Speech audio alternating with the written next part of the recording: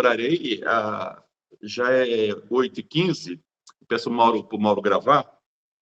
Hoje nós vamos trabalhar o último capítulo do Evangelho do João, capítulo 21. Capítulo 21 do João. Quem tiver com a Bíblia, quiser pegar aí, já ajuda nesse processo. Capítulo 21 do Evangelho de João. Interessante observar, vocês podem, se você olhar aí, quem está com a Bíblia na mão, capítulo 21. Boa noite, Elvira. Estamos começando agora. Então, capítulo 21 do Evangelho do João. Quem está com a Bíblia na mão, esse capítulo 21 está escrito assim, bem grandão, epílogo. Mas, na verdade, se você pegar o capítulo 20, quem está com a Bíblia na mão vai perceber isso, capítulo 20, versículo 30, está escrito assim, ó, Jesus fez ainda diante de seus discípulos muitos outros sinais, que não se acham escritos nesse livro. Este, porém, foram escritos para que credes em Jesus, que Jesus é o Cristo, o Filho de Deus, e para que crendo tenhas vida em seu nome. Se você pegar, você vê que no versículo 20 já finaliza o Evangelho do João. Só que o editor final, o editor desse Evangelho, que nós não sabemos quem é, se é a comunidade, alguém, acrescentou esse epílogo que nós vamos colocar aqui agora. Então, vamos dizer assim que o Evangelho do João, ele tem dois finais. O primeiro final vai do versículo, capítulo 20, versículo 30 até 31. Hoje, Mara está começando agora. Então, esse Evangelho do João, ele tem dois finais. Capítulo 20, versículo de 30 a 31. E aí, o outro final,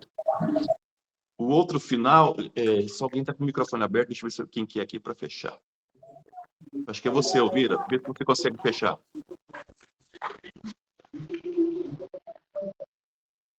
Isso, não. Só um pouquinho aqui, deixa eu pegar o Elvira. Aí sim, Elvira, obrigado. E o segundo epílogo, ou finalização do Evangelho, é o capítulo 21.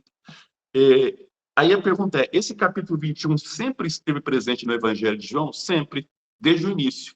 O editor final, ele fez um adendo, né? Depois de finalizar o Evangelho, é como você tivesse lembrado de algo e acrescenta. Então, o editor final, ele acrescentou esse capítulo 21. O Evangelho de João ficou, então, com dois finais, o capítulo 20 e o capítulo 21, tá bom?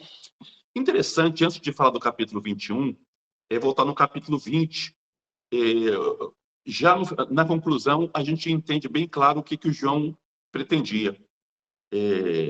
Então, seja, o que o João... Ramona, estamos agora começando o capítulo 21. O que o João pretendia? Esse evangelho, ele foi escrito para pessoas que acreditavam já em Jesus, tá? Veja bem lá no finalzinho, ó, capítulo 20, versículo 31. Estes, porém, foram escritos para que credes que Jesus é o Cristo, o Filho de Deus. Então, qual é o objetivo de todo o evangelho de João? Levar as pessoas a acreditar em Jesus Cristo? Sim, também. Mas era reforçar a fé daqueles que já acreditavam. Então, o objetivo do Evangelho de João, ele foi escrito para uma comunidade que já acreditava. Mas qual que era o medo do João, ou de quem escreveu esse Evangelho? É que as pessoas abandonassem a fé. Já falei para vocês lá nas primeiras aulas que o Evangelho foi escrito durante perseguições. Então, o medo do evangelista é que as pessoas abandonassem a fé. Então, era necessário sustentar essas pessoas na fé. Então, ele escreve para que as pessoas continuem firmes e creiam que Jesus é o Cristo, o Filho de Deus. Então, esse evangelho, primeiro ponto, ele é escrito para pessoas que já acreditavam, mas também para aqueles que ainda não acreditavam. Tá? Para aqueles que ainda também não acreditavam. E o grande objetivo, então, desse evangelho é dividir em dois grupos. O primeiro grupo, daqueles que viram Jesus pessoalmente, que ele chama de testemunha ocular, Esses viram os sinais e transmitiram à comunidade que João está escrevendo. Então, aqueles que nós chamamos de apóstolos hoje, eles são chamados de testemunhas oculares. Eles viram os sinais que Jesus fez. Eles precisavam desses sinais para acreditar em Jesus. Nós já não precisamos mais desses sinais, porque a crença nesses sinais foram transmitidas pela primeira geração de cristãos. Nós chamamos aqui de primeira geração de cristãos, que é a geração apostólica.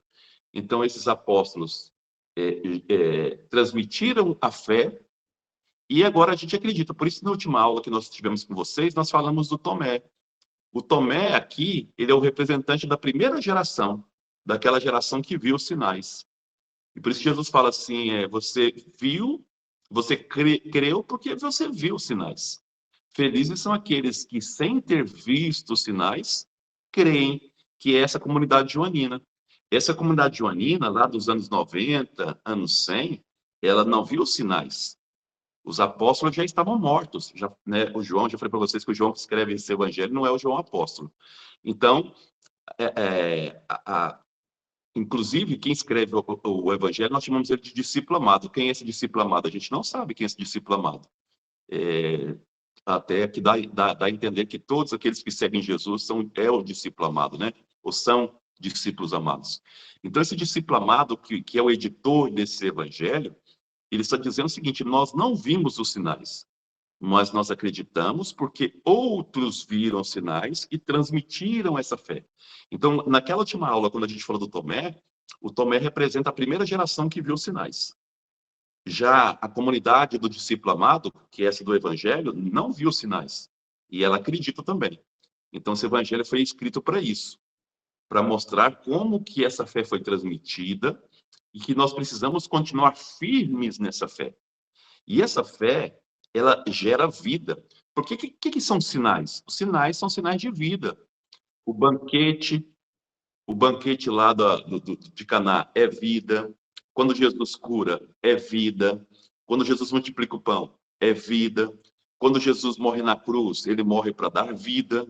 Quando ele ressuscita, é a nova vida. O que ele convida lá o Nicodemos a fazer? Nascer da água, quer dizer, uma nova vida. O batismo, né, uma nova vida. Então, o Evangelho do João, ele é permeado por essa palavra amor e vida. Amor e vida. Os discípulos de Jesus são aqueles que amam, são fiéis até o fim e dão a vida e geram vida. Então, o que o João quer mostrar é isso, que aqueles que transmitiram a fé através dos sinais, nós não precisamos mais desses sinais. Em outras palavras, o que João está dizendo é o seguinte: nós não precisamos mais dos milagres de Jesus para acreditar nele. Porque aqueles que viram esses milagres, aqueles que viram a ressurreição, transmitiram para nós.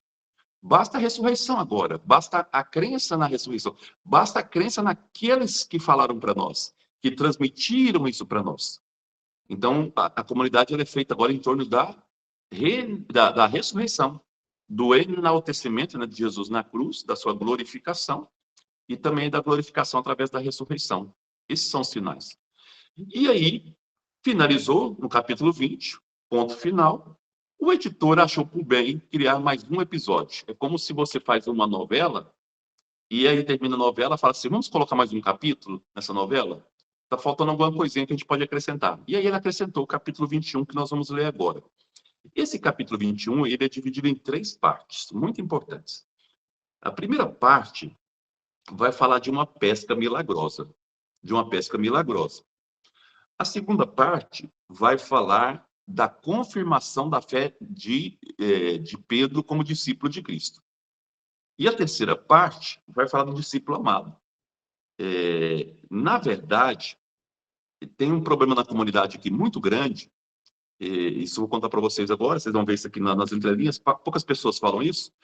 Esse capítulo 21 parece, isso é uma hipótese, que ele foi escrito porque a comunidade da época do João, do final do século I, acreditava que Jesus ia voltar rapidamente. Rapidamente. Isso nós chamamos aí de parousia, a volta de Jesus. Tá? A volta de Jesus. Jesus morreu e iria voltar. Não é só a comunidade do João que acreditava nisso. Na verdade, as primeiras comunidades cristãs acreditavam nessa volta de Jesus, que Jesus voltaria rápido. Isso é chamado de parousia, como eu falei para vocês, essa volta de Jesus. Só que esse 21º capítulo parece que foi escrito porque o discípulo amado estava morto. O editor final desse evangelho estava morto. Aquele que motivou a escrita desse evangelho tinha morrido. E a ideia que se pregava é que, naquele momento, que ele não iria morrer até que Jesus voltasse. Só que ele morreu e Jesus não voltou. Então, a comunidade está mudando a forma dela de pensar. Embora Jesus não tenha voltado, fisicamente, ele continua presente entre nós. Então, ou seja, Jesus não foi, ele está no meio de nós. Através do quê? Da Eucaristia. Por isso que esse evangelho fala tanto da Eucaristia. Quando Jesus aparece 3 vezes para a comunidade depois da ressurreição. Ele que o João, ele não conta o aparecimento a Maria Madalena. Na Bíblia, as mulheres não são dignas de confiança. Já falei isso para vocês. Isso aí pertence à tradição judaica. Então, quando Jesus aparece para Maria Madalena, não conta. Jesus aparece 3 vezes para a comunidade. Nas 3 vezes, ela está reunida para celebrar a Eucaristia. Quando os discípulos estão lá com medo, reunidos, eles estavam celebrando a Eucaristia. Então, ela apareceu no domingo. Lembra que ela apareceu no 8º dia, no domingo? Então, a primeira vez ele apareceu no domingo, a comunidade estava reunida, celebrando o quê? A Eucaristia. Depois, Jesus aparece no outro domingo, o que a comunidade estava fazendo? Celebrando a Eucaristia. E hoje vocês vão ver, novamente, quando Jesus aparece, essa 3ª vez, eles estão fazendo o quê? Celebrando a Eucaristia. Vocês vão ver daqui a pouco que a Eucaristia, ela é diferente da Eucaristia de hoje. A Eucaristia era uma refeição, não era só o pão. Era o pão, era o vinho, comia-se peixe. Nós estamos numa cultura judaica, vamos dizer, ligada ao lago de Genezaré. Eram pescadores. Por isso que uma outra interpretação da multiplicação dos pães é também a multiplicação das celebrações eucarísticas. Pão e peixe. Pão e peixes é o símbolo grave. Isso é muito importante para quem é da liturgia aqui no nosso grupo. Pão e peixe são 2 símbolos da Eucaristia. Não é só o vinho, não é só o pão e o vinho. As primeiras refeições, as primeiras Eucaristias eram feitas com pão, peixe e vinho. Pão, peixe e vinho. Se não tivesse o vinho, mas tinha que ter o peixe e o pão. Quando quem vai a Jerusalém, tem uma igreja chamada Tábega, na Galileia. No chão está desenhado um cesto, onde foi feita a multiplicação do cesto de pão e de peixe, o símbolo da Eucaristia. Então, o Evangelho de João, ele diz que Jesus aparece sempre no nosso meio quando nós estamos reunidos na Eucaristia, como algo simbólico. E real, né? Porque Jesus está real na Eucaristia. Então, seja, esse 21º capítulo foi escrito para acalmar as pessoas. O discípulo amado morreu, né? Possivelmente velhice, ele morreu, mas Jesus continua no nosso meio. Como? Através da Eucaristia. Por isso que Jesus aparece sempre que a comunidade está reunida. Então, se você perguntar assim, por que Jesus não aparece para nós hoje como apareceu antes? Aparece. Todas as vezes que nós vamos na Eucaristia, ali Jesus está. É isso que o João está dizendo para nós. Todas as vezes que nós reunimos para fazer memória de Jesus e celebramos a Eucaristia, Jesus vai estar ali presente. Como esteve naquele domingo lá, que apareceu que o Tomé não estava, e depois quando o Tomé estava, e agora hoje nesse 21º capítulo. Então esse 21º capítulo também é bastante simbólico, como todos os evangelhos ou textos do João. Eu vou ler com vocês esse 21º capítulo, para a gente entender o simbolismo que está por trás dele. É muito bonito aqui. Então, ele é dividido em 3 partes. A pesca, o diálogo de Jesus com Pedro, e o terceiro, a morte do discípulo amado, que não está nas entrelinhas, vocês vão ver aqui, tá? Então, vamos lá. Aparição, eu estou no capítulo 21, tá? Vou começar o capítulo 21. A aparição à margem do lago de Tiberíades. Que lago é esse? Na Galileia, de onde veio Jesus e de onde vieram os apóstolos, existe um grande lago. Quem já foi lá na Galileia sabe disso. Existe um grande lago de água doce. Esse lago recebe 3 nomes. Até hoje, são 3 nomes. Uns chamam ele de Mar da Galileia, tão grande ele é. A água é doce, mas as pessoas chamam ele de Mar da Galileia. Esse é o primeiro nome. O segundo nome é o nome que se dá à cidade mais importante que tem ali, que foi construída por causa de Tibério, que é a cidade. Tibério era imperador na época que Jesus viveu, chamado então de Lago de Tiberíades. Mas se vocês pegar outras Bíblias, vai aparecer o nome de Lago de Genezaré, que é uma outra pequena cidade. São pequenas cidades em torno desse lago. Então você vai encontrar o nome dele de Mar da Galileia, Mar de Tiberíades, ou Lago de Tiberíades, ou ainda Lago de Genezaré, que é uma pequena cidade do lado de Tiberíades, tá? Quando você vai na Terra Santa, você conhece essa cidade de Genezaré, já não existe mais, mas tem as ruínas. Mas você conhece ali a cidade de Tiberíades, que hoje chama-se Tibérias. Hoje o nome da cidade é Tibérias, e é o balneário dos judeus. Quando eles querem ir descansar, vão para essa cidade chamada Tibérias, tá? Vamos lá. Capítulo 21. Depois disso, Jesus manifestou-se novamente aos discípulos às margens do mar de Tiberíades. Então, é a terceira aparição de Jesus. Tá? Jesus aparece para eles. Vamos começar daqui a pouco os sinais. Manifestou-se assim. Estavam juntos. Conta comigo quantos discípulos estavam juntos. Vocês vão ver que não são 12. Estavam juntos. Simão Pedro, tá? Tomé, chamado Dídimo, gêmeo. Natanael, que era de Caná da Galileia. Os dois filhos de Zebedeu. Quem são os dois filhos de Zebedeu? O Tiago e o João. E dois outros discípulos, possivelmente sejam André e Filipe, tá? Contando, então, são 7 e não 12. Aqui já tem um símbolo importante. 7 é o símbolo da totalidade. Então, Jesus aparece para quem? Olha o simbolismo, tá? Jesus aparece para todos aqueles que o seguem, não apenas para aquele grupo restrito dos 12. Jesus aparece para todos aqueles que são seus seguidores. Onde que Jesus aparece? Na celebração eucarística. Vocês vão ver daqui a pouco, a Eucaristia é muito claro aqui, tá? Então, Jesus apareceu aí para esses 7. 7 também era o número das nações pagãs. É outra hipótese de leitura, tá? Estou dando hipótese de leitura. Então, primeira hipótese, 7 como símbolo da totalidade. Jesus que aparece para uma totalidade dos cristãos, para todos nós. Segunda hipótese, o João deve estar falando também das 7 nações que aparecem lá no livro de Números, de Deuteronômio, que fala de 7 nações. Por isso que a multiplicação dos pães e Marcos, a segunda multiplicação, sobram 7 cestos e não 12, porque ele faz em relação aos pagãos. O que o João está dizendo aqui é que o cristianismo agora rompeu as fronteiras. Que o cristianismo não está apenas no grupo ou no núcleo judaico. Qual que é o núcleo judaico? Qual que é o símbolo do núcleo judaico? 12. Qual que é o símbolo do núcleo do paganismo? 7. Quer dizer, o evangelho é para todos, não apenas para os judeus. É possível que essa hipótese, para mim, inclusive, seja mais coerente aqui, tá? Então, ele apareceu para os 7, para esses 7 aí. O autor que eu trabalho com vocês fala que, possivelmente, as primeiras comunidades eram lideradas por 7 líderes. Por isso que o escritor do Apocalipse, que também recebe o nome de João, fala de 7 igrejas cristãs na Ásia. Pode ser que também tenha uma ligação com isso, tá? 7 lideranças, 7 primeiros bispos dessas igrejas. Mas vamos lá. Simão Pedro lhe disse, vou pescar.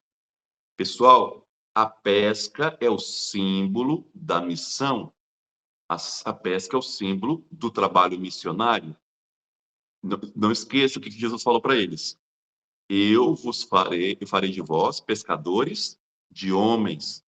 Então, quando Pedro, essa liderança, fala vou pescar, quer dizer, vou partir em missão. Vou partir em missão. Tá? Não é uma pesca real, mas é o partir em missão. Muito bem. Simão Pedro disse, vou pescar. Eles disseram, vamos nós também contigo. Quer dizer, nós também vamos fazer missão com você. Saíram, subiram ao barco. Barco é o símbolo das primeiras comunidades, é o símbolo das primeiras igrejas.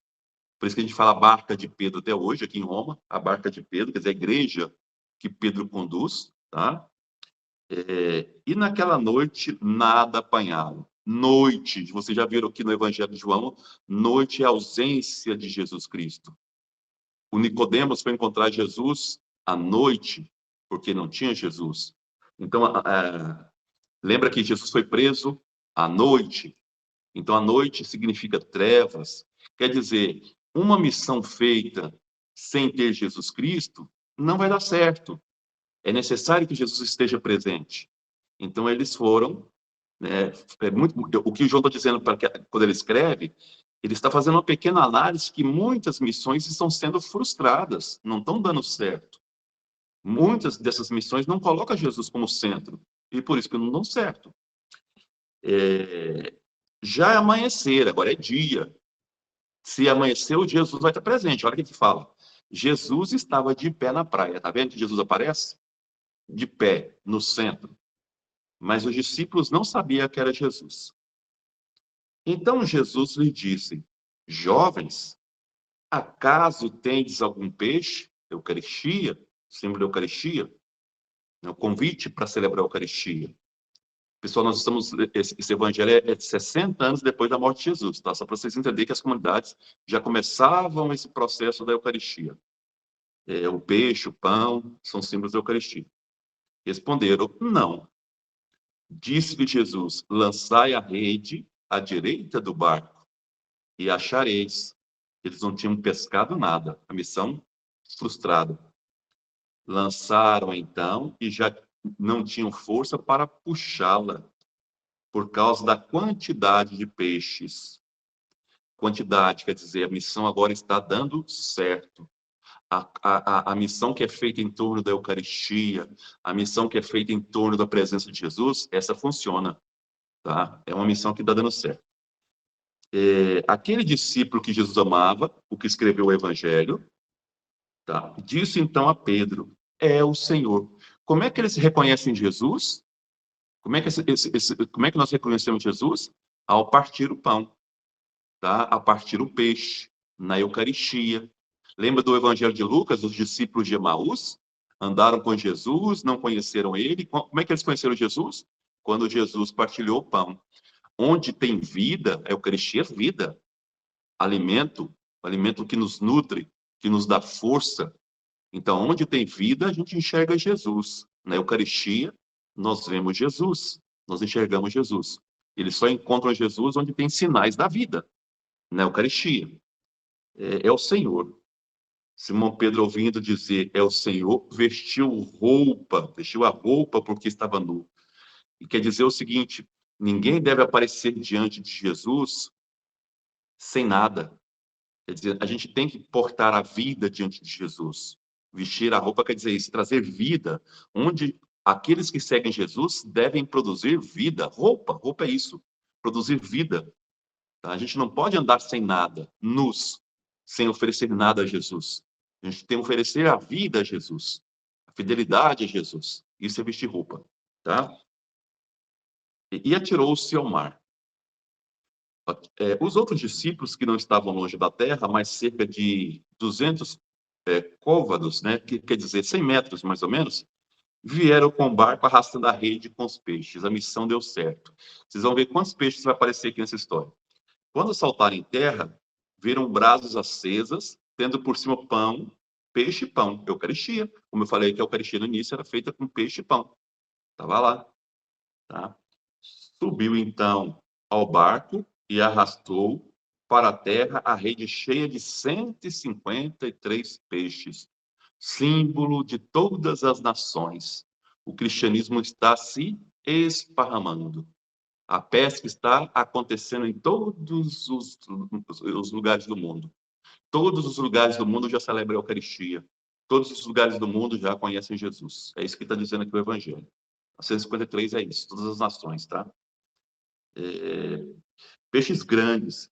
Isso que eu acho tão bonita essa parte. E apesar de serem tantos, a rede não se rompeu. Tem gregos, tem judeus, tem pardos, tem da Pérsia, de todos os lugares. E mesmo assim, a rede não se rompe. Existe uma unidade. Olha que coisa bela. Somos diferentes, de vários lugares do mundo, pensamos diferente, mas nós somos um em Cristo. A rede não se rompe. Tá? Isso é muito, muito bonito, essa questão aqui. Por mais que sejamos uns grandes, outros pequenos, outros da Grécia, outros de tantos lugares diferentes do mundo, de Nazaré, de Jerusalém, a rede não se rompe. Tá? Nós somos numa unidade. Disse-lhe Jesus: vinde comer, vinde celebrar a Eucaristia. Tá? Até hoje nós falamos isso, para quem não é católico, não é o padre que celebra a Eucaristia, ele só preside. Quem celebra é o próprio Cristo, sempre. O padre, ele representa a persona Cristo, a pessoa de Cristo. É Cristo que oferece, o padre, como persona Cristo, oferece a comunidade a Deus. Por isso a gente fala no final, lá, por Cristo, com Cristo e em Cristo. A voz, Deus Pai, quer dizer, é Cristo que celebra sempre. É ele que se faz presente, tá? Não é um teatro, é algo real. Então, é só mostrando de onde vem essas origens aqui, tá? Mas, vamos lá. Vinde comer. Nenhum dos discípulos ousava perguntar quem és tu, porque sabia que era Jesus. De fato, na Eucaristia sabemos que é Jesus. Onde há sinais de vida, sabemos que é Jesus. Não precisamos mais nos preocupar com isso. Foi essa a terceira vez que Jesus se manifestou aos discípulos depois de ressuscitar dos mortos. 3 vezes. 3 vezes Jesus aparece quando os discípulos estão reunidos para a Eucaristia. 2 que já falamos lá em relação a Tomé, uma que o Tomé não estava, outra que o Tomé estava, e agora essa. Tá? Jesus apareceu. Pronto, a primeira parte já foi, da pesca. Então, a pesca é o sinal da missão, é o sinal... aqui começa, de fato, a comunidade cristã, porque a comunidade cristã ela começa em torno da Eucaristia, em torno da ressurreição de Cristo. Jesus se faz presente. Jesus não foi embora. Jesus está conosco, ele continua presente conosco na Eucaristia. Mas como? Através do Espírito Santo, do Paráclito. Por isso que o evangelho passado nós falamos do Paráclito, do Espírito Santo. Então, Jesus foi embora? Não. Jesus continua com a gente todos os dias, na celebração eucarística, nos sinais da vida, isso através do Espírito Santo, o Paráclito, né, que nos dá essa fé, que nos dá esse dom de enxergar Jesus ali. Vamos lá. Agora, segunda cena. A primeira cena foi da pesca. Agora é o Pedro. Vamos ver aqui o diálogo de Jesus com Pedro. Tem alguns detalhes muito interessantes. Depois de celebrar a Eucaristia, depois de comerem, Jesus disse a Simão Pedro. Olha como é que Jesus chama Pedro. Simão Pedro, pelo nome dele, Simão. Tá, Pedro? Simão, filho de João. Alguns falam Jonas, outros que João, tá? Filho de João. Tu me amas mais do que estes? Aqui, o verbo amar. Deixa eu terminar, porque tem 2 verbos amar aqui, tá? Ele, Pedro, respondeu: sim, Senhor, tu sabes que te amo. Essa tradução aqui da minha Bíblia não está correta.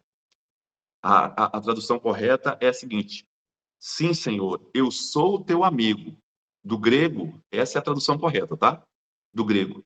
São 2 verbos aqui, amar. O primeiro verbo, Jesus pergunta para ele assim, ó, Pedro, agapan, quer dizer, você me ama de forma incondicional? É isso que Jesus pergunta para ele. Pedro, você me ama de forma incondicional? Ágape. Foi o primeiro verbo aqui do amar. Ágape. Como é que nós sabemos disso, pessoal? Porque o original da Bíblia, o verbo aparece lá do grego, tá? Então, o primeiro verbo é o ágape que aparece. Então, Jesus pergunta assim, Pedro, você me ama de forma incondicional? O Pedro não tem coragem de responder que ama Jesus de forma incondicional. O que ele responde? Sim, Senhor, eu sou filia. Outro verbo, eu sou seu amigo. Então, a tradução, sim, eu te amo, não está certa. O Pedro responde para Jesus, sim, Senhor, eu sou filia, eu sou teu amigo. Amigo. Jesus aceita essa resposta e continua fazendo assim de novo. Olha o que Jesus fala. Então, apacenta meus cordeiros. Grava esse nome, cordeiros. Cordeiros. Eu vou voltar isso aqui depois. Segunda vez, disse-lhe, Simão, filho de João, tu me amas incondicionalmente? Ágapa. Incondicionalmente? Aí a resposta, sim, Senhor. Disse ele, tu sabes que eu sou teu amigo. Pedro responde de novo que é amigo de Jesus. A resposta do grego seria assim, você sabe que eu te quero bem. Seria mais ou menos isso, tá? O ser seu amigo significa, você sabe que eu te quero bem. Você sabe que eu te quero bem. Que eu sou seu amigo, filia, querer bem. Hora nenhuma Pedro falou que amava, que ele queria bem Jesus, que ele era amigo de Jesus. Aí Jesus responde: então, apacenta minhas ovelhas, primeiro os cordeiros, depois as ovelhas, para mostrar que o rebanho de Cristo não é único. Por isso que eu falei aqui cordeiro e ovelhas. Presta atenção, cordeiros e ovelhas. O rebanho não é só de judeus, tem também os pagãos. São grupos diferentes, tá? São grupos diferentes. Pela terceira vez ele disse: Simão, filho de João, tu me amas? Presta atenção, ele chamou o Pedro pela primeira vez pelo próprio nome do Pedro. Antes ele chamou Pedro as duas vezes de Simão Pedro. De Simão Pedro as duas últimas vezes. Agora não, ele chama o Pedro só de Simão, pelo próprio nome. Nesse momento as pernas do Pedro estremeceu, porque o Pedro lembrou de uma coisa muito grave nesse momento. Qual foi a coisa que o Pedro lembrou? Quem é casado sabe disso. Quando a mulher da gente chama a gente assim, ó, fulano, pelo nome, o marido já treme as pernas. Fiz alguma coisa errada. Ou vice-versa. Então, quando a mãe da gente... quando ela me chama pelo nome Carlos Augusto, eu já falo, vou apanhar. Porque, quer dizer, eu fiz alguma coisa errada. Então, Jesus falou assim, Simão... O Simão, na hora, lembrou que ele tinha feito uma coisa errada. Qual foi a coisa errada que ele fez? A traição. Ele traiu Jesus 3 vezes. E Jesus pergunta para ele 3 vezes se ele o amava. Naquela hora, o Pedro, olha, ele vai entristecer. Observa aqui, ó. Entristeceu-se Pedro, porque pela terceira vez lhe perguntaram. Ele lembrou do fato. Ele lembrou. E agora ele entendeu por que Jesus estava perguntando isso para ele 3 vezes. Quer dizer, você me negou 3 vezes e você lembra que eu te falei numa vez, Pedro, que eu conhecia você? Quando eu falei que eu ia para Jerusalém e ia morrer, você disse que não ia deixar? Eu falei, eu te conheço, você vai me deixar? Então, tá vendo que eu te conheço, Pedro? Por isso que o evangelho termina aqui, ó, dizendo assim, ó, Senhor, olha como é que o Pedro responde, Senhor, tu sabes tudo. Agora o Pedro reconhece que Jesus sabe tudo, mas lá atrás, quando Jesus falou assim, você vai me negar, Pedro? E ele falou assim, eu não, vou estar do seu lado. Agora o Pedro reconhece, falou assim, de fato o Senhor sabe tudo, não sou eu que sei, você sabe tudo mesmo. Por isso que ele disse assim, ele lembrou do episódio, tá? Sabes que sou teu amigo.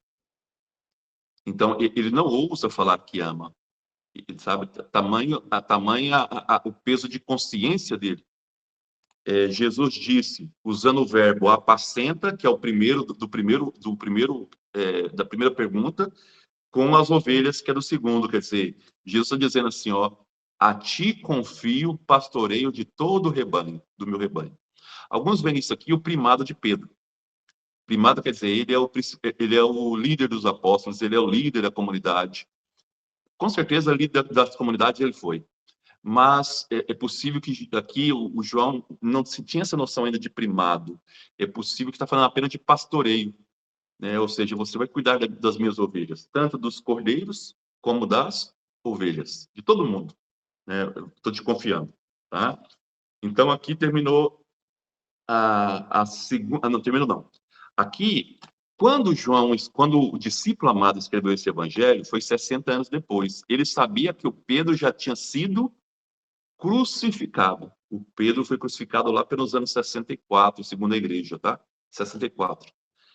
Então, ele já sabe disso, e ele lembra desse fato, olha só. Em verdade lhe digo, estou no versículo 18. Quando era jovem, tu tingias e andavas por onde queria. Quando você era jovem, você ia para onde você queria. Quando fores velhos, estenderás as mãos e outro te cingirá a cruz. Então, você vai estar com os braços abertos, alguém vai amarrar a corda no seu braço e te conduzirá aonde não queres. Tá? Aqui, olha, ele acrescenta, ó, disse isso para indicar com que espécie de morte Pedro daria glória a Deus. Tendo falado assim, disse, segue-me. Olha que coisa interessante, como é que o João é bravo ao escrever esse evangelho. Como é que a gente é discípulo de Jesus? Dando a vida. E ele sabe que o Pedro já deu a vida. 30 anos atrás, depois desse evangelho estar escrito, antes desse evangelho estar escrito, 30 anos atrás, Pedro se tornou discípulo de Jesus. Como? Dando a própria vida dele. Pedro, de fato, apacentou as ovelhas com a própria vida. Ele, de fato, mostrou que amava Jesus com a própria vida. Por isso que ele falou, segue-me. Está lembrando esse fato na cabeça dele. Tá lembrando, o Pedro se tornou verdadeiramente discípulo. Nisso, reconhecerão que sois meus discípulos se vos amardes uns aos outros, mas também aqueles que dão a vida, né? Agora vai entrar o terceiro episódio, a morte do discípulo amado, aquilo que eu falei para vocês, que causou muito problema na comunidade, porque a comunidade achou que Jesus ia voltar antes da morte do discípulo amado. E o discípulo amado morreu e Jesus não voltou. E o texto está dizendo assim, que Jesus continua com a gente na Eucaristia. Vamos lá. Pedro, voltando, se viu o que seguia, viu que o seguia o discípulo que Jesus amava, o que escreveu o Evangelho. Aquele que nascia assim, que reclinara sobre seu peito e perguntara, Senhor, quem é que te vai entregar? Então Pedro, vendo, disse a Jesus, Senhor, é ele que o Senhor está te chamando para seguir? Porque lá em cima falou, segue-me. O Pedro está perguntando, eu ou esse que está atrás de mim, que é o discípulo amado, que deve seguir? Jesus lhe disse, se eu quero que ele permaneça até que eu venha, essa mentalidade que eu falei que Jesus ia voltar e ele estaria vivo. O que te importa? Quanto a ti, segue-me. É você, Pedro, que eu estou chamando para seguir. Divulgou, então, entre os irmãos a notícia que aquele discípulo não morreria. Na verdade, já estava morto. Essa que é a questão. Jesus, porém, não disse que ele não morreria, tá vendo? Jesus não disse que ele não morreria, mas se quero que ele permaneça até que eu venha. Quer dizer, porque ele já estava morto. Ele estava morto, mas a comunidade agora entende que Jesus vai continuar na comunidade. Não vai embora. Jesus continua na comunidade como Eucaristia, como ressuscitado. Como é que Jesus continuou como ressuscitado na comunidade? Através da força do Espírito Santo. Já falei para vocês. E aí finaliza. Este é o discípulo que dá testemunha dessas coisas. E foi quem as escreveu. E sabemos que seu testemunho é verdadeiro. Está vendo que ele está morto? Não é ele que está dizendo. E sabemos, nós, da comunidade, sabemos que o testemunho desse que escreveu o Evangelho é verdadeiro. Tá? Há, porém, muitas outras coisas que Jesus fez. Se fôssemos escritas uma por uma, creio que o mundo não poderia conter os livros que se escreveriam. Porque agora é a comunidade que dá, agora é a comunidade que continua escrevendo o livro, somos nós. Lembra que Jesus falou que nós iríamos fazer coisas maiores do que ele? Por quê? Porque o tempo de Jesus na Terra foi 3 anos. Talvez um pouco mais, um pouco menos. E nós temos mais tempo, então nós vamos fazer muito mais coisas que Jesus. O livro, esse livro não acabou. Esse livro testemunha as testemunhas oculares e o início da segunda geração. Mas continua na fé de cada um de nós. Cada vez que você transmite a fé em Jesus Cristo, cada vez que você se torna o seu discípulo, cada vez que você dá vida por ele, cada vez que você transmite a vida, o livro continua sendo escrito. Esse livro não está acabado. É isso que o João está dizendo. Vou abrir para que vocês possam fazer as perguntas. E aí a gente vai fazendo outras orientações aí.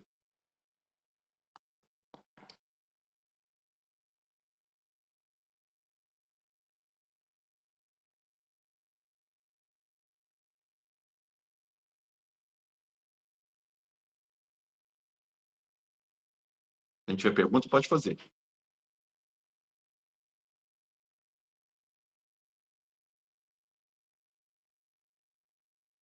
Vou falar.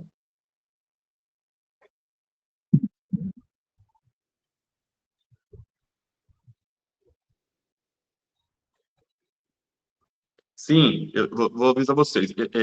A partir de agosto, julho a gente dá uma parada para todo mundo dar uma descansada, né? A partir de agosto, eu vou começar, como a gente está falando do João aqui, para a gente dar sequência a essa reflexão joanina, nós vamos falar do Apocalipse, que foi o mesmo autor que escreveu. Então, é um livro que muitas pessoas têm dificuldade de entender, ele é bastante simbólico também, e um livro belíssimo, por sinal, para mim um dos mais belos da Bíblia. Aí a gente vai fazer, então, já a partir de... Eu vou entrar em contato com cada um de vocês para a gente fazer, então, esse Apocalipse. Né, esse livro de Apocalipse, para a gente dar sequência, então, a esse Evangelho do João. Uma outra coisa que o Mauro propôs, lógico, isso para quem puder, o ano que vem, aqui em Roma é um ano jubilar, Ano jubilar são anos que começaram lá em 1300, que a igreja propõe de reflexões, de vinda a Roma, de vida penitencial. Isso é ano jubilar. Quem entrar aqui em algumas igrejas em Roma recebe o que chama de indulgência. O Papa abriu a porta para o ano jubilar, né? E só fecha o ano que vem. E a gente está pensando em trazer grupos aqui. Quem tiver interesse, a gente vai pensar aí e vai conversar com vocês depois também em particular, tá bom? Aí, logicamente, não é só Roma, tem outros lugares que a gente quer fazer com vocês também. Então, sim, Mauro, a gente vai continuar estudando o Apocalipse. Se alguém tiver outra sugestão, a gente pode mudar o livro, mas a princípio eu penso no Apocalipse porque é a sequência do livro do Evangelho. Guto. E só lembrar uma coisa que muitas pessoas às vezes não sabem, a gente acha que o Apocalipse foi o último livro a ser escrito. Não é, não. Ele é escrito paralelamente com o Evangelho de João, tá? Ele começa a ser escrito lá pelos anos 70, são em partes. E sim, o final dele é pelos anos 90, mas ele leva mais ou menos 30 anos, o Apocalipse, para ser escrito. Então é um livro que vai sendo escrito aos poucos também. Guto. Aqui, como é que a gente sabe quem são os cordeiros e quem são as ovelhas? Não, são termos só para dizer que nós somos diferentes. Não é especificamente um grupo e outro grupo. É para dizer o seguinte: no rebanho de Cristo não tem só cordeiros, não tem só ovelhas, tem de tudo. Então é uma forma de dizer que nós somos diferentes. Judeus, tem gregos. Então eu poderia dizer o seguinte, que os cordeiros são um exemplo, judeus, e as ovelhas são os gregos. Quando falo gregos, são todos os outros povos, tá? Para vocês entenderem. Então, quer dizer, são símbolos de povos diferentes. Como os 153 peixes lá, que somos diferentes, de diferentes tamanhos, e a rede não se rompe. E isso é muito bonito. Até hoje é assim, a unidade, né? Esse dia eu estava conversando com uma pessoa. Como é bacana isso. Esse fenômeno se vê mais dentro do catolicismo. Não é só católico, não. Catolicismo ortodoxo, na comunidade anglicana se vê isso também. Você pode estar em qualquer lugar do mundo. Eu posso até não entender a língua. Uma vez eu fui no Peru e participei de uma missa em Quechua. Eu não entendia nada do que falava, mas eu sabia que se celebrava a Eucaristia. Eu sabia o momento do Evangelho, eu sabia o momento da leitura, eu sabia o momento do ofertório. Quer dizer, somos diferentes, mas a unidade continua. Eu posso estar em qualquer lugar do mundo que essa unidade vai estar presente, porque Cristo está ali. Cristo está ali. Então, aqui, eu estou em Roma, né? Então, eu estou entrando numa igreja tedesca, que é uma igreja alemã. Eu não vou entender nada do que eles falam lá, mas eu sei que ali está a unidade, porque Cristo está ali. Isso é muito bacana. Interessante que aqui em Roma, quando o Papa faz essas grandes celebrações, ele dá um livrinho, eles fazem um livrinho, e nesse livrinho tem orações, não só em italiano. A maior parte do livrinho está em latim, que é a língua oficial da igreja. Mas ali nas orações tem oração em inglês, tem oração em português, tem oração em espanhol, tem oração em árabe.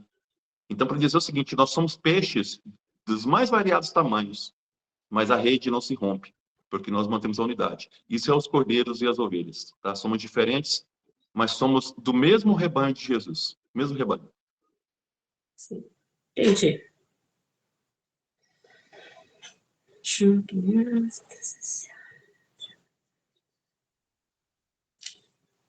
Pessoal, então eu agradeço aí a participação de todos nesse curso, espero que tenha contribuído alguma coisa nessa reflexão, e aí a gente vai se preparando já para a gente ver, então, o Apocalipse, tá? A princípio é esse livro, mas se alguém der outra sugestão, a gente pode ver depois isso também.